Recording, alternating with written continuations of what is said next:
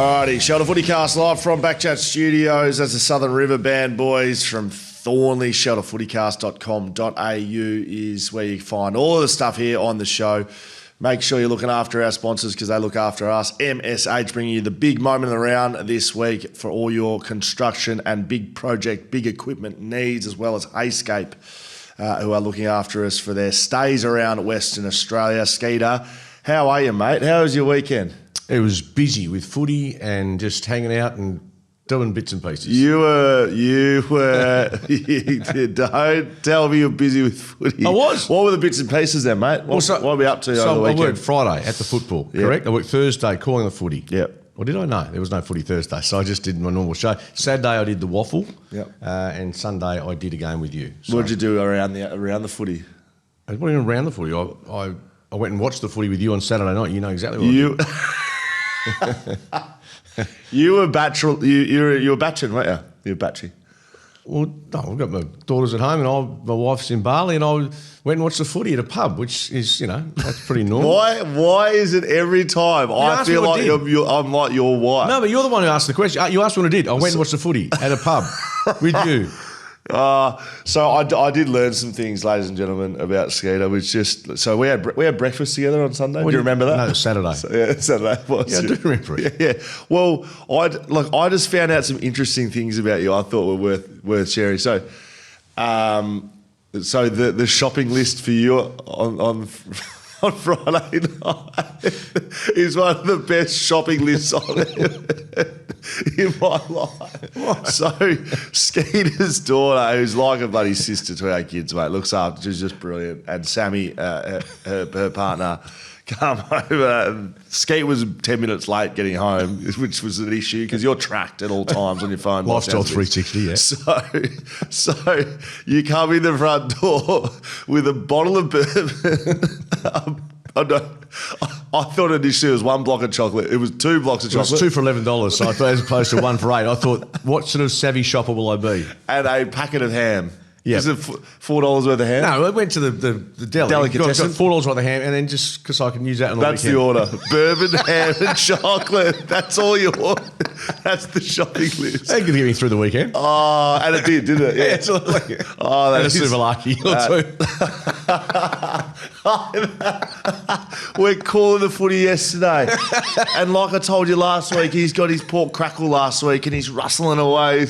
I look over yesterday, it's 4 p.m. on a Sunday, half time, and I'm trying to get through the stats live on air. I'm just trying to give the people a bit of, just a bit of knowledge about the game.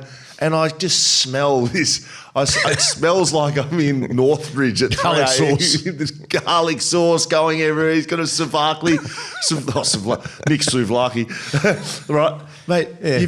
It wasn't the one you'd ordered. It was one from the night before. Yeah. Well, so I took, just in brief. I took my daughter's boyfriend out to watch the footy. He'd been on the. I had a few that afternoon at the Shelters, waffle, which I was Shelters. working at, yes, at Shelters. And then I said, do you want a souvlaki? We got into Mount Lawley and went up opposite the Queen's, and I bought 2 souvlakis. Of course, he was bagging you, saying it'd take you down on the drink, all that sort of stuff, which it was just laughable. Didn't go laughable. Didn't go well for him on the way home. Anyway, Sam's fallen asleep in the cab on the way home, so I just thought, okay, that's fine. I'll eat my souvlaki, put the other one in the back fridge, and take it to lunch the next day. Proper bachelor. Saving the food. You can eat souvlakis and all that sort of stuff days afterwards. Now, I had to clip you off the top, Skate, because we do have another important thing to get to off the top of the show. There is some big moments and big weekend of footy. We know how important it is for Freo and West Coast fans this year, but there was something we've been promising our audience for a number of weeks now, and this is based off our radio work together. I haven't yet been able to find the commentary. I will, though, of you. But basically, I don't know. Speaking the truth. No, just going personally at some poor AFL footballer. Might have been Constanti or some bloke. I don't know who it was. It was some North bloke. Some bloke just trying to ply his trade. He's under the pressure, the speculation, the media bloody scrutiny. So bottom line is, we're calling the footy. A North Melbourne player, I will say Constanti, and to his friends and family, apologies if that's the case. He's taken the mark in the pocket. He's 15, but he's on the boundary. That's fair enough. Yeah. I'll give you 20. I'll give you 20. 20 metre. Could not even score. Bellied it. And all I said was, even I could score from there. Right. And I, at the time, just said, that is absolute horseshit. There's no way old Skeeter Reddings, old ham and chocolate Skeeter Reddings, bloody bookmark Reddings, he's not getting near it. So we've delivered. Oh. We took, ladies and gentlemen, I'm going to show you right now on the show. If you're listening along, I'll talk you through it. If you're watching along, you should be able to see it. We went down to a park about 100 metres from Skeeter's house. Just hit play. Thanks, Tony. So you can see right now, Skeeter, how are you feeling at this stage? I haven't kicked a ball probably 20 years. The hamstrings aren't that great. No. Nor the calves, nor the heart. I asked how your knee is going because I know you did. That's a left knee. It's been recode when I was 15. So did have an ACL. Yeah, got some war wounds. I didn't give you any warm-up. I deliberately did that because I thought this could go two ways, right? You kick the goal and whatever, or you could fall over and do an ACL, ambulance arrives, like what content that would be. You were talking yourself out of it at this stage? Well, because I hadn't kicked the ball for so long. But here we go, over the mark, 20 metres out, the big fella. The hammy just held in there. But guess what? That was the moment of the round. The MSH moment of the round. Look at him.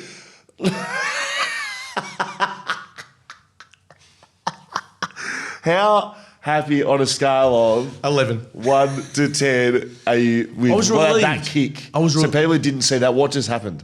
What happened? Well, you were standing on the mark, so it wasn't like I was kicking over nothing. No. And it's almost like, you get back on the horse or you're flying a plane. If you've been a pilot once, you know what you're doing. So I just instinctively just went around the body, and as soon as I left the boot, couldn't because the sun was in my eye as well. Bear in mind, not like our mate at Marvel who had the lid and there's so no issues. I had the sun; it was like an eclipse. It was in my eye, but I managed to just curl it around beautifully. And I'll tell you what, that's one of the finer moments of my career. You kick it straight through the middle. It bounced, I reckon, 1 centimetre, 10 centimetres across the line, dribbled its way through. I don't think we'll ever hear the end of it. So does that put you on par with AFL footballers around the country? No, what it does put me on par with is your goal was very good when you played a month or two ago in Victoria. It's a very good goal. But that's what you do for a living. You've done that for a living for 20 years. That's something that shouldn't be unexpected. I haven't kicked a footy in 20 years. I've commentated it. But that's up there with one of my finest moments. So final thought on it, like if you just had to put it in a sentence, like Mark Reddings, what do you have to say about that? Just the final. Skeeter's super snap. Okay, perfect. We might have to get you to call that, dub it over. You're never going to let me forget that, which is a bloody brilliant moment. There. So it could have gone two ways. Yeah. Hospitalised, or you kicked the goal. And I think... and you'd have laughed if I'd done a hammy. I've got no doubt about that. Definitely would have. Definitely would have. All right, let's get into the footy, Skeeter. We've been dicking around. So well done, mate. Congratulations on kicking a goal from 6 metres out. It's good to see you. Your fossilised hamstrings are going bloody well. Mate, I'll tell you, I was pretty quick back in the day as well. Well, you would remember a guy called Dean Capobianco. I do, yeah. He got done for drugs, and didn't he? He got done for steroid use. He was also a very fast runner. That's why he was so fast. Is that what he got done? Well, I beat him. I beat him once in the car park at Belmont Racecourse. We've been to the races, and I said, "Come on, Kappa, let's go." And I said, "Ready, set, go." And I beat him over 40 metres. Now, we were both wearing sort of not ideal running shoes, but I beat Kappa, so I had some pace. You beat Dean Capobianco in a car park? After the races. How many beers, how many shelters? How many races were there? How old? Probably late teens, early 20s. Right. Well, our late teens would have been. Was he running at the time? He was running quickly. This sounds like such a... it sounds like such a narcissistic sort of hour of me. I apologise. I don't. That's bloody brilliant. Capobianco. Get Matt Shervington on the phone. Get him in here, the lunchbox for Skeeter. All right, let's get into some of the big moments that are happening right now, Skate. I'll get to the Freo game and sort of what happened off the back end of that, Skeeter. I'm quite strong on that, as you know, in a little bit.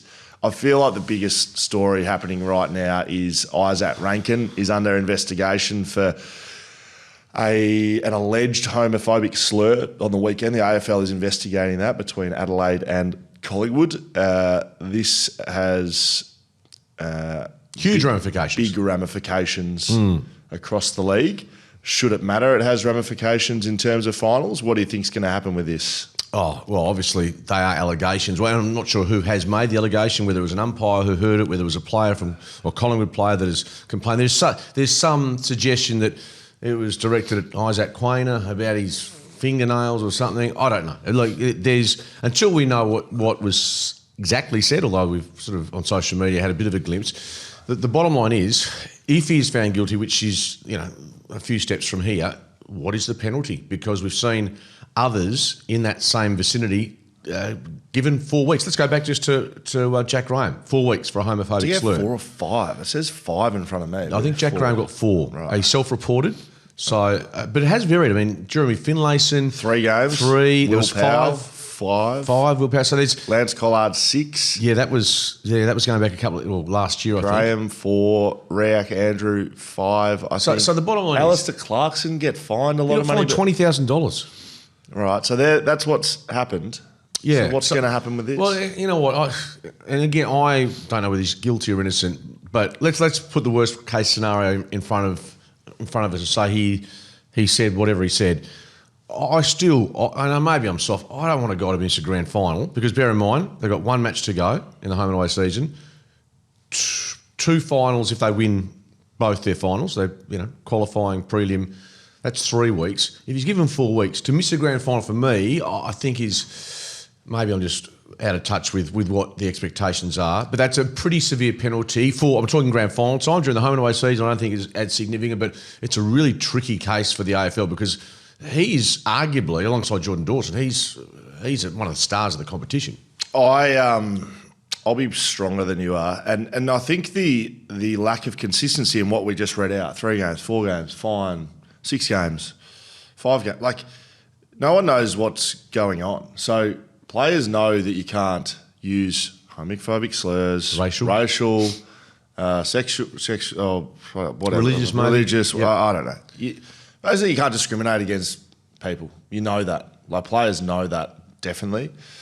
So I don't think anyone's out there trying to discriminate against minorities or trying to actively go out and say these things, but also things get said in the heat of the battle and people are going to probably come at me for saying, you're supporting any of those discriminations. I agree with you. I don't think that a 3-game, 4-game, 5-game, 6-game suspension for something that's said on a field, I don't think any of them should be sitting where they are, to be honest. I think they've got themselves in a position where they're going to have to suspend him for 3 or 4 games. They can't not if he's found guilty.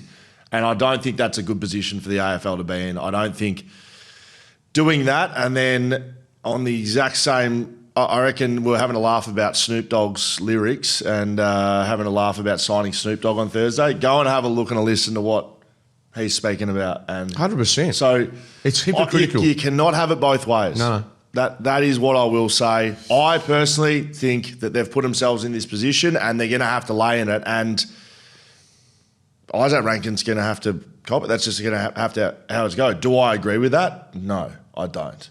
But that is the exact position the AFL has put themselves in, and it's a position Izak Rankine has put himself in. So you can't be surprised. So if he gets 4 weeks, for argument's sake, does it get to a point, and that means he misses a grand final, if they get there, if they qualify, does that lend us to the Crows going to, is it, do they take this to court? I mean, is it, are we in that space now? Because I don't know, the legalities aren't my specialty, but it just feels like a 4-week suspension, which seems like about what it's going to have to be if he's found guilty. I can't see that he's going to get a week. If he's guilty, he's not getting fined. He's getting time. He's getting weeks. People, again, will sort of, come at me for this, I suppose, but I think a more appropriate thing would be to get people in a room and, put a proper apology to someone's face than copy a 4-week suspension.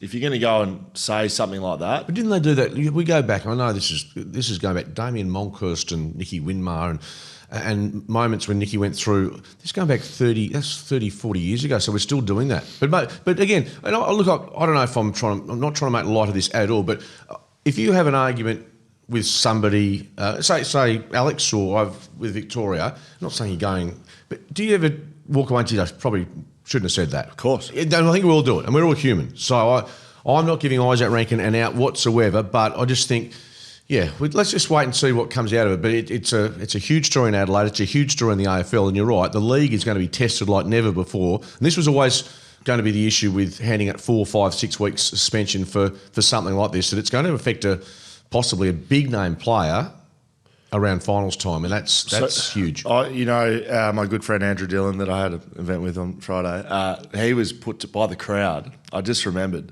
someone said to him, Where does the AFL stand on effectively virtue signaling, suspending players for this sort of actions, and then going and signing Snoop Dogg and what he said? Someone asked him that. Yeah, someone put it to him. Good. I think he sort of bounced around the answer a little bit. It was an environment that I probably won't share his answer completely. But it wasn't like he was sort of like yes or no or anything. Did he handle it pretty well or not? Yeah, he was very good. It's a valid question. It really is a valid question. And again, there's no point that's locked and loaded the entertainment, but this is one that I think in the next 24 hours we'll have some clarity, won't we? Yep, absolutely. All right, Skate. You and I probably aren't the two that break it down either, to be really honest. Luke Brewster's done. He's retired. Well done for him. Big career he's had. 307 game, third all-time at the Hawks, 553 goals, 7th all-times, 3 flags, 2 All-Australians, 5-time Hawthorn leading goal kicker. He's had a better career than most people think, I reckon. I think he was a rookie too. Punky? Punky. I don't know. So he was on Sydney's list at one point, I believe. He was a rookie pick. He was out of New South Wales. Yeah, New South Wales. And look, he's had a really good career. I think just listening to an interview he did late last week, he alluded to the fact that his back was starting to go. He certainly had some issues with his body, and so he knew sort of midway through this season he was cooked. But he and Jack Gunson have been a real side by side. And I'm sure you may have listened to him speak to the players. Yep. And it was really, it's a nice moment, and we saw the emotion come out. And he's been a terrific little player. And you say those numbers, not too many players can walk out of the game with those sorts of accolades. For like a small forward, he's 5-time leading goal kicker as a small forward. Ollie Wines, have you seen this? Yes. 3 weeks for a bump on Cooper Lord in his back. We mustn't have the best angle that we saw yesterday. Have they clashed heads? Because the angle I've seen, if this is 3 weeks, what are we doing? What is going on? He actually delayed concussion, or there was concussion that he received apparently, which is, I don't know how that comes into play. Don't roll me into outcome-based fucking tribunal, mate. It is just junk.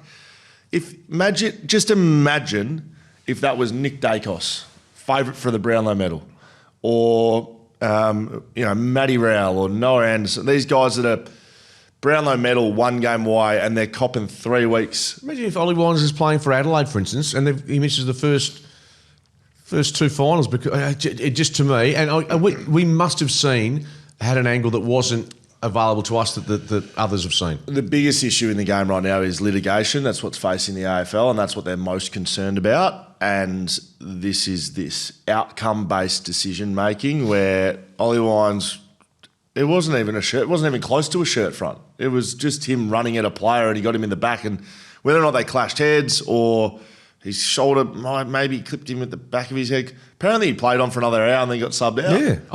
What are we doing? You showed it to me in the studio yesterday at 6 p.m. and we both looked at each other. And clearly we did not see the best angle of what the incident was. From what we saw, it was probably a free kick, but it didn't look like it was in that 3-week territory. That'll be getting challenged for sure. It just so happens to be that Port Adelaide are completely irrelevant, and so it probably will just fade off into existence. But that is just sickening. I did put it to Andrew Dillon, action over outcome, by the way. I hijacked the event, just put my own sort of agendas into it. Did you tell him about your overall ambition? Or what you thought you could do? No, I thought it'd be a bit hard to... Polite not to say I want your job. I could do your job. But the problem is, when you're at the CEO of the AFL, you have to go around in a suit, you have to have a tie. I'm not sure that's your... You don't sort of... Where's the boss? You just say, no more suits and ties. Just do what you like. Okay. Yeah. Is that right? No, it's fine. You don't think I could wear a suit and a tie? No, Is that the biggest? No, I see where hurdle. I see you either borrow my pocket square because you haven't got one, or you lose your pocket square when you go out. So there's doubts about your ability to maintain your composure. So you think the biggest hurdle for me to be the CEO of the AFL is the pocket square? I'm not sure you could do your pocket square well. Yeah, I reckon I could actually, to be honest. It's a very niche sort of market. All right, Skeet, let's get into just sort of the big finals picture right now, because it involves one of our teams here in the West. The Western Bulldogs Freo game this weekend is essentially a play-in game. Should the AFL look at doing this during the pre-finals bye? I don't think so. But it certainly sets itself up for a Sunday afternoon where I reckon every bar and pub in the entirety of the Perth region will be full. Yeah, Docker supporters, and I think they'll go in with the glass half empty, a lot of them, because they're used to these types of moments. And we were on radio yesterday, and someone sent an SMS in saying that the Dockers have been involved in about 5 matches in the past 20 years. Like play-in games. Last round, well, you call it play-in. It's basically a win, you're in, and you lose, you're done. And they've been involved in about 5 of those over the last 20 years, and they've lost all of them, including last year against Port Adelaide at Optus. Yeah, correct. So I think it's a good thing for the AFL. It's going to be a great spectacle. It's the double header that into Brisbane Hawthorn is actually a decent way for the Sunday afternoon finish. So 6 teams have locked themselves into the top 8. So barring any 100-point losses to sides that they shouldn't do, the Dogs and the Dockers and the Suns will fight for the final 2 spots. The Suns, look, I know we're all thinking they have to just win one of these 2 games. One of them's Essendon and the other one's Port Adelaide at Adelaide. I think they can win both. I could see them losing both in Adelaide. Oh yeah, I still think which just means we'll be waiting till Wednesday to confirm that Freo or the Dogs have missed finals. It's a long time to wait, isn't it? Yeah, I know. So basically they're locked away. It's an incredible season. We're at the pub on Saturday, Skate, and I started looking at seasons where you would have finished if you had 15 wins in previous seasons. 20, not that long ago, within the last 10 years, 15 wins would have got you top 2 in one of the years. I think it was 2015. I think top place was 16 wins, and then last there was year, about 5 on 15. Last year? Last year, there was pretty much every one of them was top 6, most of them top 4 with 15 wins. This year, Freo or the Dogs is going to win 15 games and miss finals. Yeah. That's ridiculous. Well, Bulldogs, they're on 14 wins, aren't they? So, but their percentage, their percentage is 140, I think. Yep. Which to miss with that would be extraordinary. You know what it does do? It's great for this weekend. It shows you how bad the bottom half of this competition is at the moment. Yeah. There's some really bad teams, lopsided results. Yeah, the elite, the top 8, it's terrific. It's pretty even. Outside of that, it's been putrid with regards to competitiveness. But I just know that Win and the Dockers, look, it's going to be difficult. Marvel's always a tough place to play the Dogs. Fremantle will be. I don't think you can just completely wipe them after one performance. By the same token, they'll come for Justin Longmuir unfairly, in my opinion, if they don't get across the line this weekend, because essentially they've missed the 8 again. Yeah. So do you want to talk about that now, and then we can break down the game that's just gone? So Justin Longmuir, you think that you can't sack a bloke after 15 wins? No, absolutely they won't be doing that, and I say they won't. I'm not Simon Garlick or the board. There's no way you're sacking a bloke after 15. I know that people will come at the Dockers and at Justin, but 15 wins. That's a successful season in any code. Yeah, correct. In elite codes in terms of 23 game season or whatever. So no, I hope that they show enough maturity, which I'm sure they will.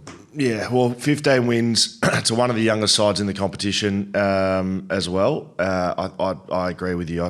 I just wonder how Dockers fans feel. I wonder if they're sitting here going, well, we're still not going to play finals if we lose this game, so I don't care if we've won 20 games. Yeah. I totally understand their frustration, but if you bow to every emotion you have in footy, you're making some pretty rash calls. Now, Skeeter got 7 out of 9 this week, apparently. You got 9, did you? I got 9. Wow. I got 9 because I didn't tell you this. Well, it doesn't worry me. I'm 4 clear in my footy tipping. Well, I didn't pick the first 3 games. I forgot to put my tips in. But if you look at my screen, I got the away teams: St Kilda, Brisbane Giants. That's a joke. And then I got. Well, no, it's not counted. But because I forgot, I also got a 2-point margin as well. So I would have won the entire league this round by forgetting to put your tips. Yeah, but they haven't given it to me. I don't think you should get it. It's a false economy. Well, I got 9 out of 9 here. 9 out of 9. But you didn't tip the first 3 matches. Not my fault. Yeah, it's a false economy. It actually is my fault. I didn't do the tips. It's a false economy. Anyway, So you're 4 clear with 1 to go.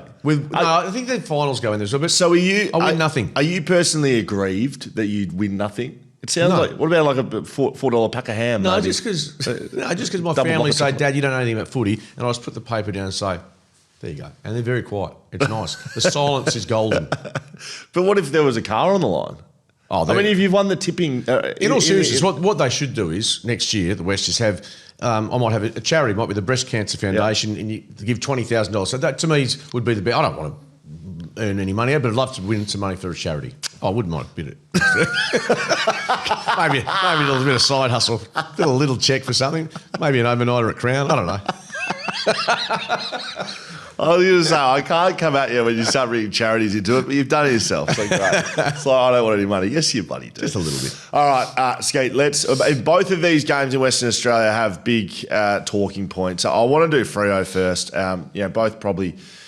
negative in a way. I wonder how you saw both games. You called this one Friday night with Channel 7. Some of you better work, actually. I was flicking between channels. Thought you did a good job, Skater. Well done. Brisbane 101 defeated Fremantle 44 at Optus Stadium Friday night in front of a sold-out, highest attendance at Optus non-derby.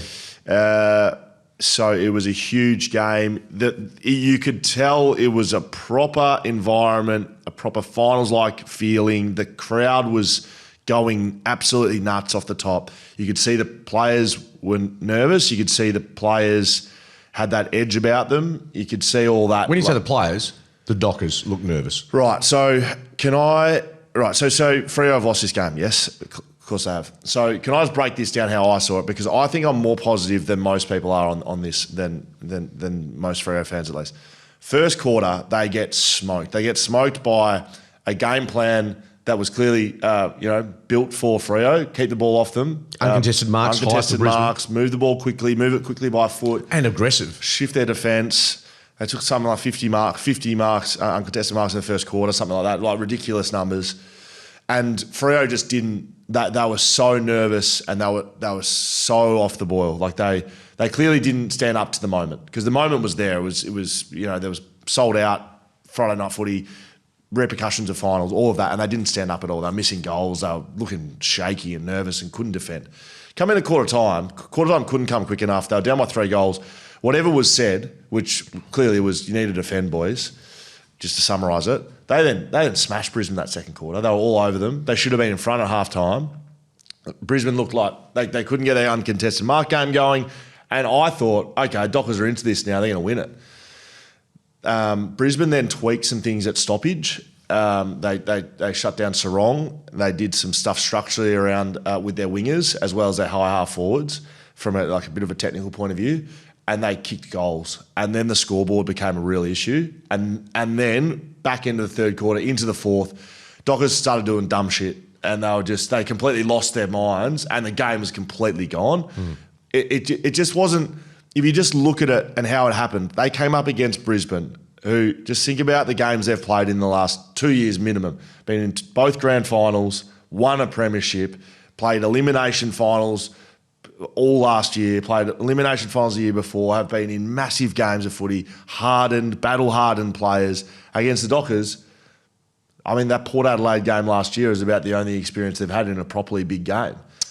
Yeah, I mean, Collingwood at the MCG this year, a home and away game, which you rate so highly. I don't disagree with anything you said there. They're also the young, like one of the younger sides in the competition. Yeah, but also I think that what we saw is where we're sitting. Fremantle isn't, at this point, I don't think, good enough against the best sides in big games. Now, that might be proven incorrect if they get to September, but I know you said they've won other big matches, but Brisbane missing quite a few players. I just think they just had that extra. They were able to go to another level that Fremantle, in my opinion, in finals will have to find. At the moment, they don't have that. That's not to say they can't knock over the Dogs. But Brisbane's efficiency, you're right. Zach Bailey going into the middle with not Lachie Neale missing a couple of goals. He was outstanding. Fletcher taking 17 marks down back and being so enormous early for them.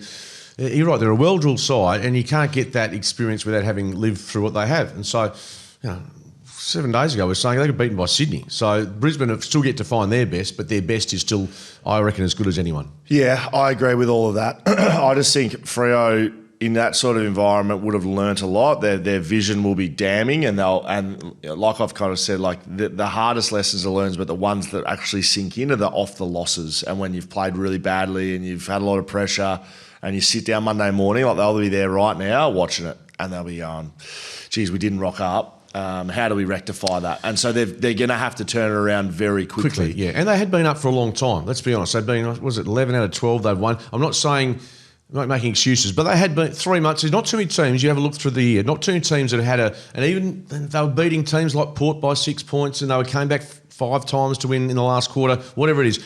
They had been up for a long time and hadn't been playing super footy in the past month over 4 quarters. So they were exposed by a team that I think, as you said, just knows how to win big moments and big matches. One huge thing is scoreboard when you're a young side, and they kicked 8 behinds before their first goal. They finished on 5 goals, 14 for the day. If you kick half of those and you're up at quarter time, you're up at half time, it is a confidence thing.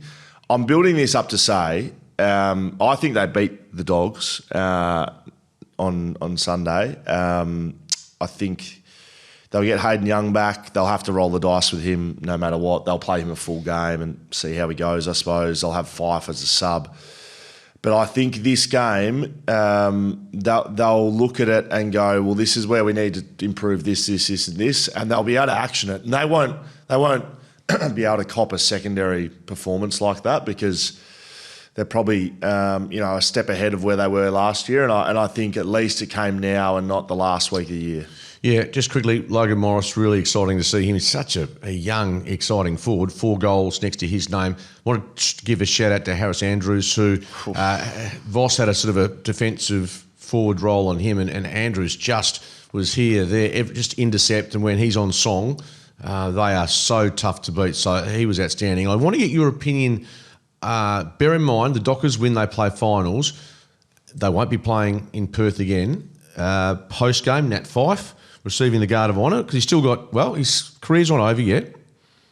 But what did you make? I must admit, I was a bit confused initially. I thought, is it for Fife? Because they've still got another week to go, and they still had matches to be played over the weekend, bear in mind, that could have fallen in their favour. So I'd like your read, given we have had the debate about the Guard of Honour and how that all plays out. Thanks for tying me into that. Mate, what are they doing? What on earth are they doing? Now, legend of the club. Yes. Can I just start with the context of how highly I rate Nathan Fife as a player, as a person, what he's given to the club, everything he's achieved, one of the greats of all time. Fremantle, all time. Yeah, we got you. Yeah, we understand that. What are we doing? Laps of honour and guarding. You've got a game to play and finals, hopefully. But they're not going to play. I don't care. If you don't get to play finals, we'll wheel him out round 1 next year. You can't be doing that 2 rounds out with the season on the line. You can't have me. You can't. You knew I was going to do this. No, what did you think? Did you like it, did you? I wasn't sure, and then I get a text from Scully, which I won't read out, but it was just a questioning. Get him off. Get him off. I'm serious, mate. I'm deadly serious. Now, they absolutely nailed Michael Walters. Get it done, get him retired, do his lap, focus on finals. And I know they want to pay respect to Nathan Fife. I know they want to give him the love that he needs. I know all that. But your team's on the precipice of playing finals. You have a serious chance, if you can get there, of challenging for a cup. We don't need to be having both teams clapping him off.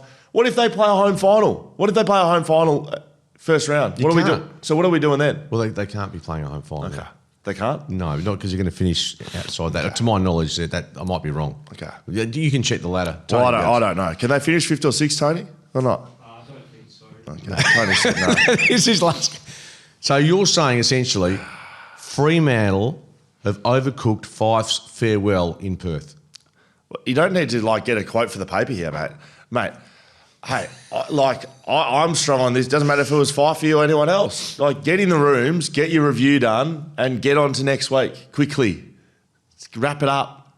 And I know it's emotional. Some people don't get laps, right? Some people don't get a lap. Oh, talk about Oh, this. imagine, no, in all seriousness, can I tell you a story? How long is it going to go? Oh, just a tiny bit. Right. So this is very self-indulgent. What? I just knew you were heading down that path, so you didn't have to explain it. So I'm not comparing myself to that 5. However, my last game Yep. that I was on the list was the Collingwood elimination final at Optus Stadium. We lost by 2 points or something. Wanted to play Jack Petrocelli instead of me, by the way. Adam Simpson knows it. It was a fucking disgrace. Anyway, I was first emergency. Go check Jack's stats and look at his game that he played. I think he got mowed down the wing at some stage by some big Goliath. Well done, Jack. Right. I was in the rooms and I watched the last play from the thing. Anyway, the club wanted a Scully come out and do a thing to the fans. Do a wave off and get a clap off. So just in essence, you had been told by the club, or you had told the club what had happened to that? None of that. No, I'd retired 4 weeks before the end of the season. Oh, you announced this would be your last year type thing? Yeah, I did that. Yeah. Yep. Made a mark on you and I can't wait. How many years ago was that? It's nice for you to pay attention to one of your good mates. Was it during COVID? Yeah, it's 2020. It's a long I was probably stuck in my house. So I retired. Anyway, there was no talk of it until we lost. And then it was like, Scully, come out on the field and we'll do it. And I was like, get fucked. You can get fucked. That's all you can do. So you just I just didn't come out on the ground. No, done. So who are you in the rooms with? Myself. Just sat by yourself. Were you quite? No, seriously. Were you quite? Yeah, I was crying. Emotional. Yeah, I was highly emotional. So did you? No, did. But half the reason was that it was like, well, what am I going to come out? Well, you just lost and eliminated. Like, everyone's as flat as a biscuit. Yeah. So I know that Fifey can't put his hand up and say we're not doing this, but I think it probably should have been something they spoke about. Like, if we lose this game, wrap it up. Have something in the rooms. Get everyone around in the rooms.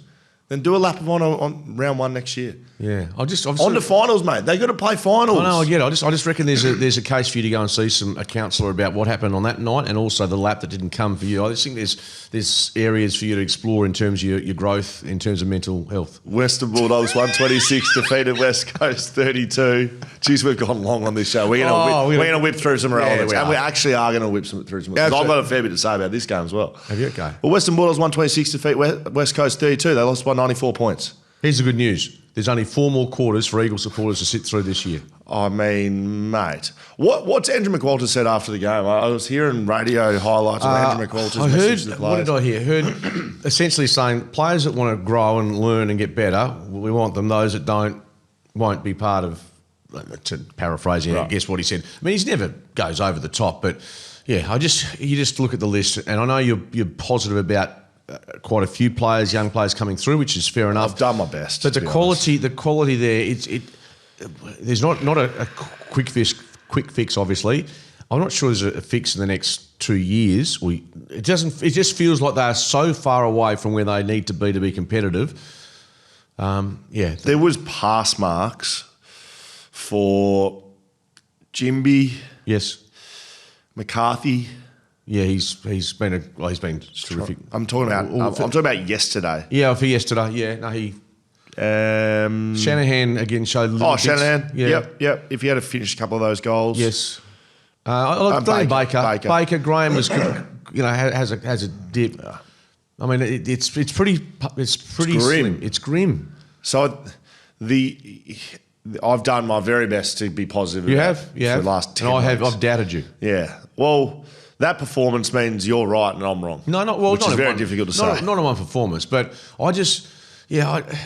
people are saying they're not doing this, not doing that. I just don't think they have the players on their list to be competitive at AFL level. Enough good players, given the injuries they've had, given what's happened during the year. I just don't think they have the quality to challenge even the mediocre sides at the moment. At times. Did they come out against Adelaide? Well, I just question myself around. I just think I've won a wooden spoon. 2010, we won a wooden spoon. With 6 games. But with a group of players that I think I know sometimes you're blindly optimistic, but even back then you would have realised the likes of Luke Shuey, Shannon Hearn, Nick Nat, in that era you knew there was green shoots. And so I think there's green shoots in this, but I'm just like, well, where's the... I thought quite a few moments in this game the care wasn't there. Like, I'll single one out. The Marek Cole... Debacle. and one's a premiership player, my good mate, and Ryan Marrick's, trying to grow as a player. The lack of care with a ball inside your own D50 from both of those players. Like, Coley missed the handballs to start with, just a fundamental handball missed. Then I went to the ground, and Ryan Marrick, instead of scrapping for his life on the ground, just flip one out, but Bulldogs get it, goal. It just, the lack of care grinds my gears as a former player. And I don't think I'm better than them or anything like that, but I'm just like, you gotta give a shit. Tommy Cole, by the way, sounds like he's pushing for a 1-year deal for next season. We got a lot of calls on extended contracts for the West Coast and people disagreeing with them. Yeah. No, anyway, and the big news this week, well, it counts, is that Harley Reid will have a deal done this week. That is sort of emanating around the place. Who said that? Mark Reddington on the Show FootyCast. No, I'm not saying. It's just there's growing talk that he will be signed for that. I think that's good. Yeah, because he's a good player. Well, they need more good players on their list. They've got very few good players at the moment on their list. They'll get pick 1 and 2 next year. Mm-hmm. So you'd hope that they make an impact, but they're going to be 18, 17, 18-year-olds. They get Elliot Yeo back ideally next year. They get Jake Waterman back next year. Yeah, and they're both super players, but let's be honest, they're going to be a year older with question marks over their body. Is there anyone else they're getting back that I'm missing? Like no McGovern, no Shade. Yeah, no, their experience is wow. And that's where I asked yesterday. Duggan wasn't out there. Yeah, but he's played most of the year. Is the concession? I know we're not going to get, as in terms of the AFL's not going to give the Eagles it's not going to change their life, but they're entitled to go to the AFL and at least ask the question. Glenn Jakovic thinks no, don't. Yeah, he was sort of saying the same as me. I don't know what it gets for him. But if you're a West Coast fan... You take the scraps, won't you? You'd almost be barracking for Freo, I reckon. Like, seriously, I know that's... Well, changing teams. Oh, mate, like, they've just... This will be... If they win one game, it's the worst season... Only 4 teams in the history of our game have won one game. One of them was an expansion club in GWS. And then there was one in the 1913 when World War I was happening. And there was probably one when World War II was happening. Like, seriously. That's just absolute. You can't switch teams. I mean, my team hasn't won a flag for 47 years.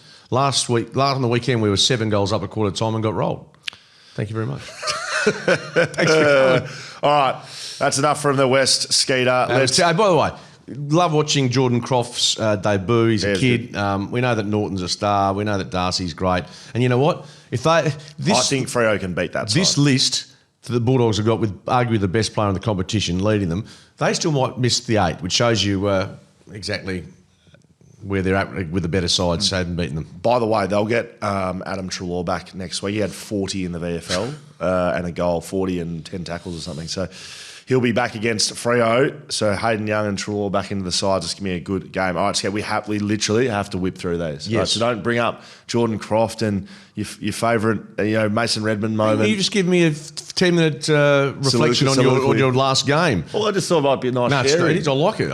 Well, you just said you didn't like it. No, I just went, you're telling me, okay, I'll whip through them. St Kilda defeated Essendon 77-75. I didn't see it. Neither did I. So they won by 2 points. The Saints well done. Saints have won 4 in a row, I think. Apparently Nazoa Wanganeen-Miller is going to Adelaide. Adelaide think they can get him. St Kilda, just a basket case. Isaac, what is going on there, mate? Yeah, that's... De Koning coming there. Marshall, not sure.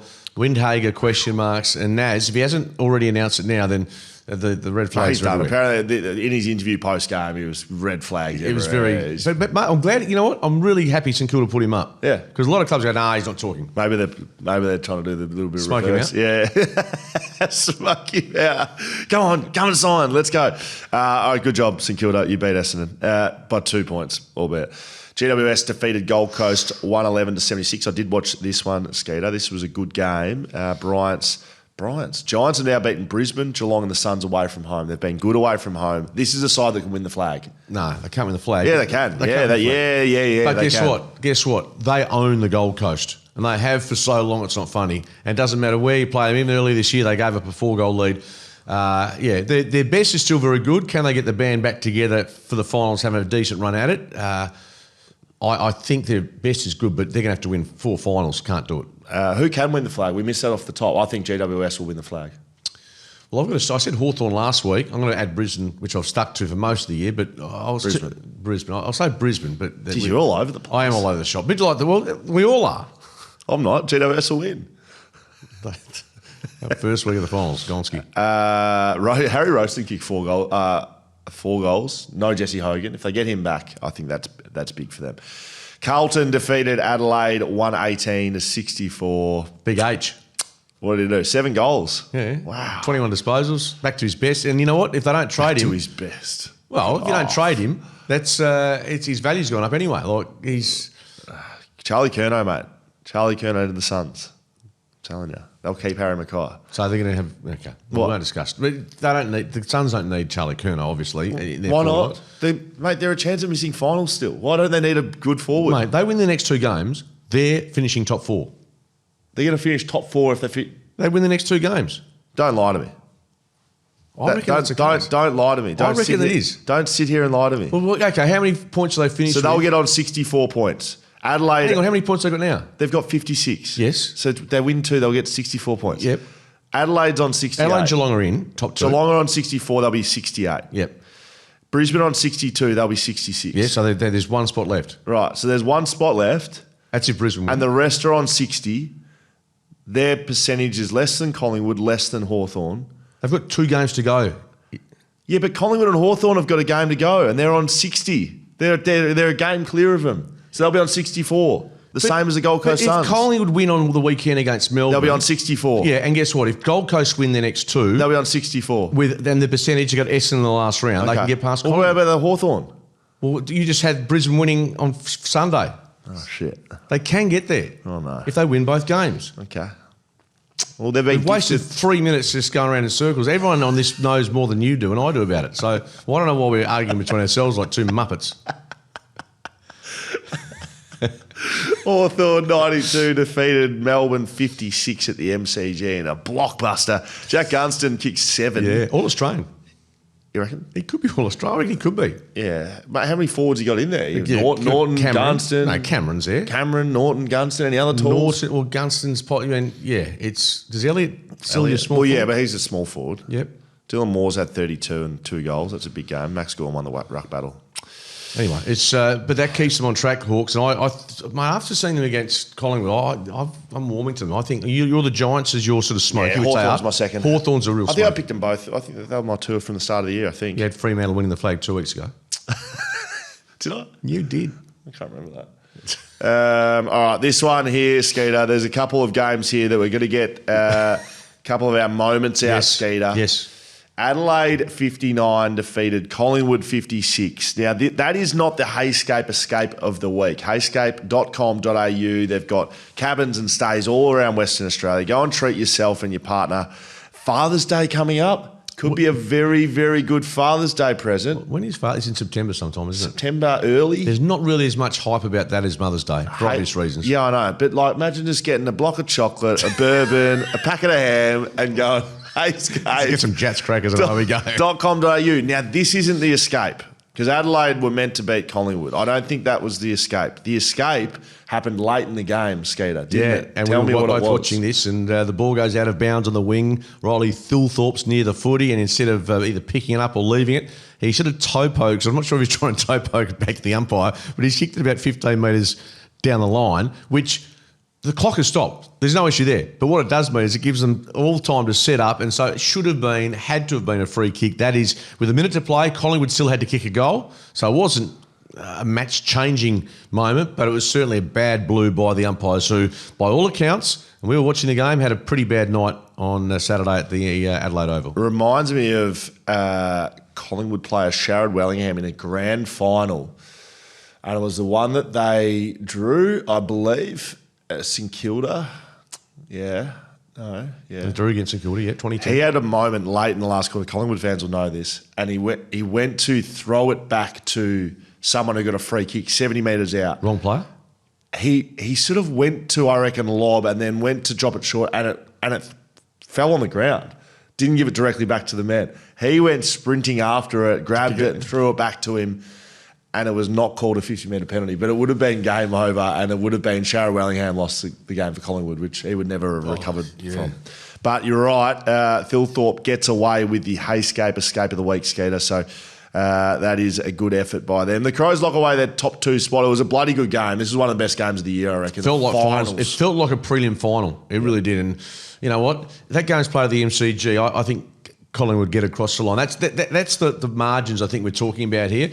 I think it was the biggest ever crowd at the Adelaide Oval for an AFL game. I think so too. The hill would have been heaving, even though it was raining for times of this game. Collingwood with plus 34 and inside 50. 71. They're the second highest ever for a losing side in the history of the game. 71 inside 50s. They've had more entries than points kicked on the night. Jeez, Adelaide's backline stood up. They were good, weren't they? Big time. Mark Keane was down there spoiling around. It was the best game I've seen him play. Butts and Co down there. Worrell and... Yeah, Worrell, weapon Worrell. Yeah, they're a very good backline. I think probably the best in the business. GWS has got a good one, but they haven't all been out there this year. Yeah, Thilthorpe a factor late, but also he gets booed, he gets whatever he gets. But Nick Dacos, his late goal was, in the conditions was amazing. So I think Collingwood, from their perspective, getting back to where they need to be competitive. Again, if they can't finish top 4, I can't see them winning the flag, even though they're not going to may not have to travel as much as interstate clubs, depending on who finishes above them. But yeah, they showed that they still got a couple of bullets left in the holster. Did you see Nick Dacos flopping like a... Well, I showed it too, yes. Yeah, well, that's not good enough. So he's going to finish his career probably multiple Brownlow medal winner. Like, he's just a gun. You got to get that out of your game. That was poor. Not only was the hit that he copped not valid he got a free kick for that, by the way. Went down like a sack of shit. He started it.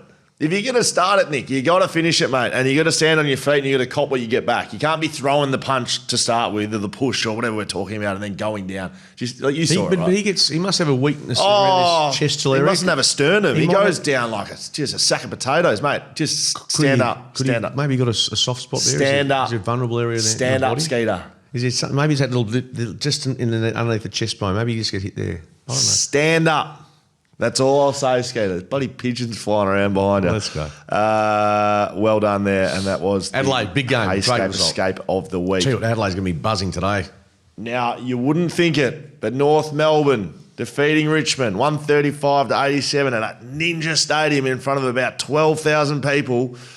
You wouldn't think that would have our MSH moment, big moment of the round. That's right, MSH, Mine Services Holdings. If you've got a big project, if you've got a big mining construction job, doesn't have to be mining, by the way, and you need big equipment, contact MSH, mshph.com.au. You can find all the contact details there. They'll sort you out with diggers, with trucks, with mate, they probably even got buses. We probably do a party bus with them at some stage. We probably don't do that. But they've got all the equipment you need. And the big moment of the round, Harry Sheezel, 54 disposals. It equals the VFL AFL record for the most disposals ever. Tom Mitchell was the other 54 disposal person back in 2018, I believe. I just couldn't move past this as a big moment of the round. I mean, Harry Sheezel has done what he would like. It doesn't matter if you're playing Richmond or if you're playing Adelaide. He's still got to go get the ball 54 times. It's a bloody good effort. And he was mowed down with about 5 minutes to go by Maurice Rioli, which would have been his 55th disposal. So he's had 54. They got photos in the rooms afterwards. Good for a bit of positivity. I'm sure West Coast would be happy if Tommy McCarthy went and had 54 touches. It'd give you something to cheer about, wouldn't it? Absolutely. No, and you know what? The Kangaroos on the ladder now. How many wins they had? 5.5? Yeah. So 5.5 wins. Still in 16th position. They're not winning next week, but this has to be the start of them winning 8 games or 9 games next year, because you just can't keep sitting in mediocrity like they had. But Harry Sheezel's a fine young player, and that's great that. Although the Richmond midfield, Luke Davies Jr., LDU had 40 and 10 clearances. They just did as they pleased. Sheezel had 15 score involvements. Curtis kicked 5 goals. That's a big win. I was meaning to ask you, so you're an investment man. If I had an investment at the start of the year, I needed North to win 5.5 games. Which they've won 4.5. No, they've won 5.5. They've won 5.5, yep. And if the betting market was 5.5, yes. is a draw a half? So if the line's 5.5 wins, yes, and 5.5, you've reached 5.5, so you should get your money back if they don't win any more.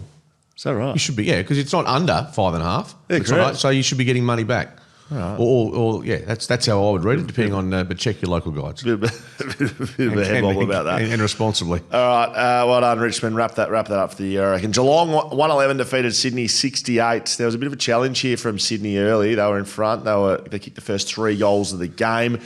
Biggest news out of this one: Jeremy Cameron kept goalless. Nothing. Tom McCartan, Geelong boy.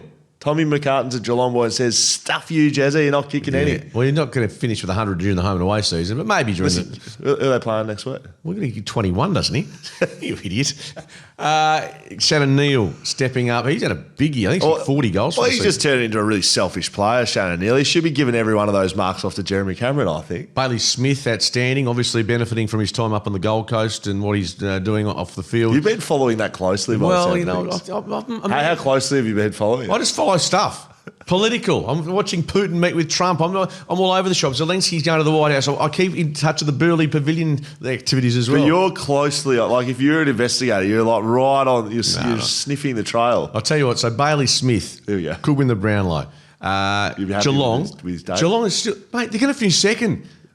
None of us are saying they're a chance to win the flag. That's a good But they keep winning. And they've managed their players, and Jack Martin's starting to hopefully get some footy under his belt. Can he be a factor in September? Danger showed some really nice signs yesterday. Didn't see much of the game, to be totally honest, but yeah. I just came up with an idea, and if you are still listening, thank you.